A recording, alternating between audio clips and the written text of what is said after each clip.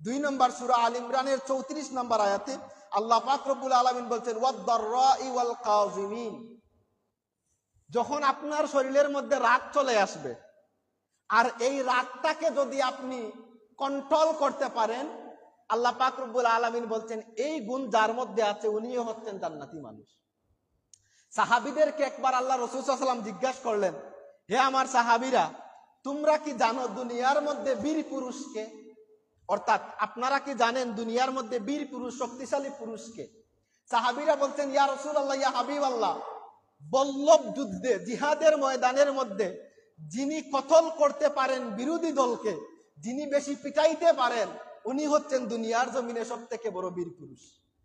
আল্লাহ রাসূল সাল্লাল্লাহু আলাইহি ওয়াসাল্লাম বলছেন, না, মূলত বীর পুরুষ হচ্ছেন তিনি যখন উনার শরীরের মধ্যে রাগ চলে আসে, আর ওই রাগটাকে যদি উনি কন্ট্রোল করতে পারেন, উনি হচ্ছেন বীর পুরুষ।